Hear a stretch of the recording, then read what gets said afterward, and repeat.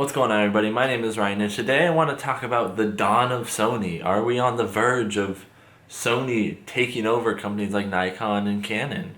So the reason for this video is the recent announcement of the Sony a7 III, alongside the recent announcement that Sigma is unleashing their Prime Art line onto the full-frame Sony E-mount cameras. So why are these a big deal? Well, if you haven't heard already, you should look up another video, because I'm not going to go into extreme detail, of the specs of the Sony a7 III.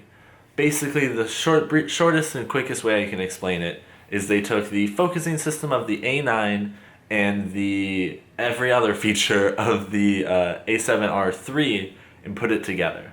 So this camera is packed with full frame 4K video, 10 frames a second shooting, amazing autofocus points that practically take up the whole viewfinder, basically everything you would ever want in a camera.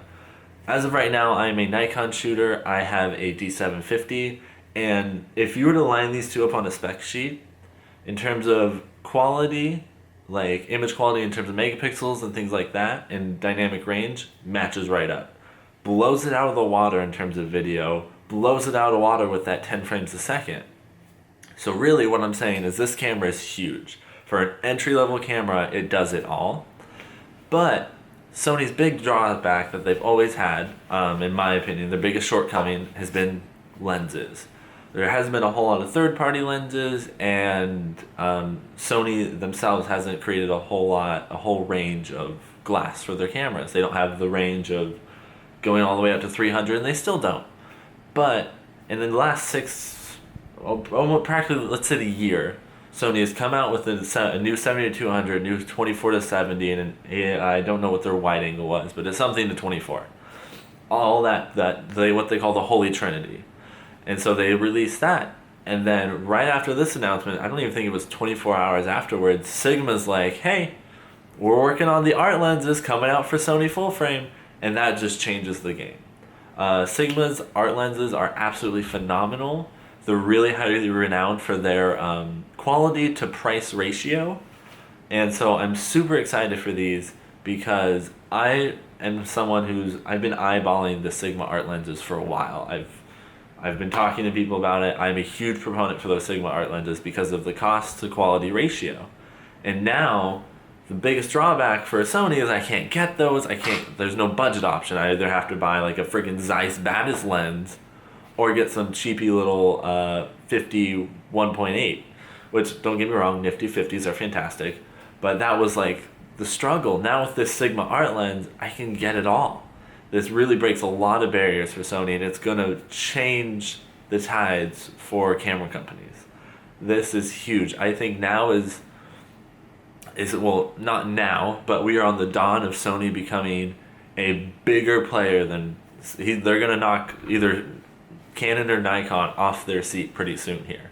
Once we get those lenses in our hands and be able to shoot amazing primes for a fantastic value, I forgot to mention that not only are the Sigmas a great budget option for quality and for quality to price ratio, but the entry level base model A7 III comes in at $2,000, which is extremely inexpensive compared to Sony's other cameras. I want to say it's about $1,000 less than the A7R III, and I don't know how much more or less than the Sony A9, which is their flagship model. So Sony just basically came in and said, hey, amateur enthusiasts and professional photographers that don't work with major companies like Sports Illustrated, National Geographic, this is what you've been asking for, we deliver. And I think now is a great time to switch over to Sony. It's going to be so great. The quality of the stuff coming out is just fantastic. I'm just so excited. If you haven't jumped already, I think you should strongly consider it and start getting rid of that gear because Sony's coming up. I don't know if they're going to take Nikon's seat or if they're going to take Canon's seat. I mean, I could make a whole other video, and I think I might right after this. So click to watch that at the end title card about how much of a flop Canon's new mirrorless camera is.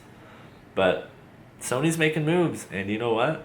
I think they're going to be a big player coming soon here, and I'd strongly consider switching.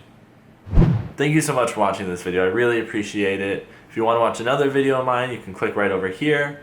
And I just want to address the elephant in the room really quick. I know throughout the whole video my hair is messed up. I'm really sorry. I know I need a haircut. Please don't hate me for it or think that I'm some like dirty hooligan.